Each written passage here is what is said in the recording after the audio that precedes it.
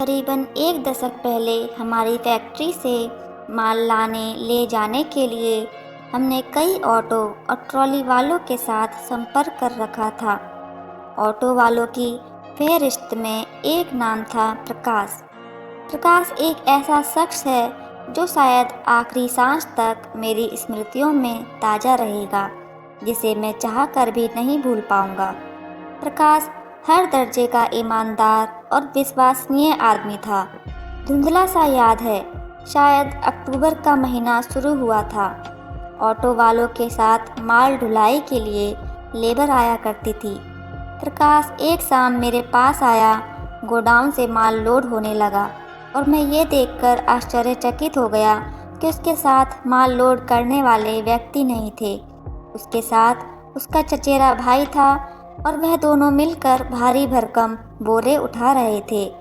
मैं देखकर आश्चर्यचकित रह गया। प्रकाश एक ऑटो ड्राइवर होते हुए स्वयं लेबर का काम कर रहा था। मैंने उत्सुकतावश उससे पूछा कि बंधु, आज लेबर वालों को लेकर नहीं आए? खुद ही भारी भरकम बोरे अपनी कमर पर लाद रहे हो? उसने कहा कि शाम का वक्त था, मुझे लेबर वाले नहीं मिल पाए। बात आई गई हो गई। एक दिन छोड़कर वह फिर फैक्ट्री में अपनी कमर पर भारी भरकम बोरे लोड करता दिखाई दिया। मैंने पुनः उससे पूछा कि उसके साथ बोरे लोड करने वाले लेबर के बंधु नहीं आए। उसने फिर मुझसे कहा कि आज लेबर वाले नहीं मिले, तो सोचा स्वयं ही माल लोड कर लूं। एक दो दिन छोड़कर वह फिर अपनी कमर पर भारी भरकम बोरी उठाता हुआ दिखाई दिया। मैंने पुनः उससे पूछा तो उसने ठगा हुआ सा जवाब दिया। उसने कहा, सेठ, माल मैं लोड करूं या कोई और? आपको तो लोडिंग के पैसे देने हैं। मैं उसके जवाब से हतप्रभ रह गया। भारी भरकम बोरे उठाकर उसने टेम्पू में लोड कर दिए। फिर मैंने ऑफिस में आया और बोला, कुछ पैसे एडवांस दे दीजिए। मैंने उसे 500 रुपये एडवांस दे दिए। वह ऑफिस से बाहर चला गया। करीबन 10 मिनट बाद वह पुनः लौट कर आया। बोला, आपकी मदद चाहिए। मुझे लगा कि शायद उसे पैसे की आवश्यकता है। मैं पर्स से रुपए निकालने ही लगा था कि बोला, सेठ, पैसा नहीं चाहिए। मैंने उससे पूछा कि पैसा नहीं चाहिए तो किस तरह की मदद चाहिए?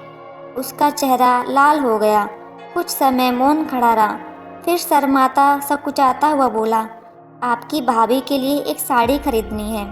अपने को समझ नहीं है, किसी दुकानदार के बारे में बता दीजिए जो अच्छी साड़ी दे दे। उस समय मुझे ध्यान आया कि अगले दिन करवा चौथ था। ना जाने मेरे मन में क्या आया। मैंने प्रकाश को गाड़ी में बिठाया। हम शहर की व्यस्ततम मार्केट में गए। वहाँ एक परिचित की दुकान से हमने एक साड़ी खरीदी। बगल की दुकान से एक चमचमाते हुए कागज में साड़ी को बाकायदा पैक करवाया। बिल देने के लिए अपनी जेब से पर्स निकाला ही था कि प्रकाश ने मेरा हाथ पकड़ लिया। तत्क्षण उसने अपनी जेब में हाथ डाला और एक पॉलिथीन निकाला। पॉलिथीन में कई गांठें बंधी हुई थीं।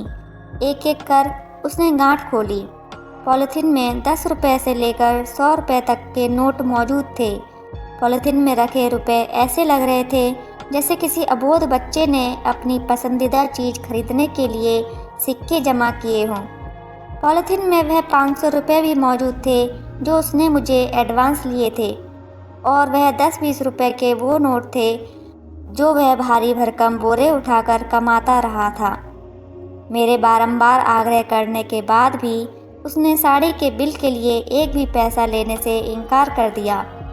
उसकी खुद की कमाई से खरीदी हुई साड़ी को जब मैंने उसे हाथ में थमाया तो उसकी आंखों की चमक देखने लायक थी। सकुचाते हुए उसने बतलाया कि यह पहला तोहफा है जो शादी के 10 साल बाद वह अपनी अर्धांगिनी को देने जा रहा है। उस समय मेरी आंखों के आगे अपनी कमर पर भारी भरकम बोरे लाद कर एक एक पाई जमा करते प्रकाश की छवि सामने आ गई। हिंदुस्तान में औरत के मर्द के प्रति प्रेम और समर्पण के विषय में लिखने की मेरे पास शब्द नहीं है। हिंदुस्तानी नारी वाकई सब पर भारी है।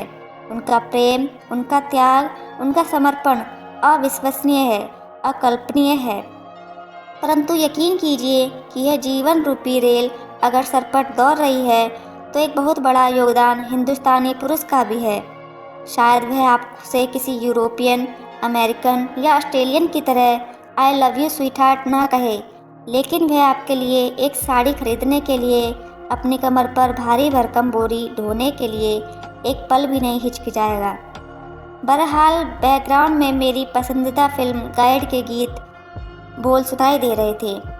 तेरे मेरे सपने अब एक रंग हैं, जहाँ भी ले जाए राहें हम संग हैं।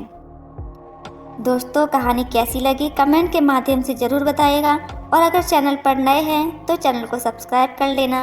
आपका एक सब्सक्राइब मेरे लिए मोटिवेशन का काम करता है।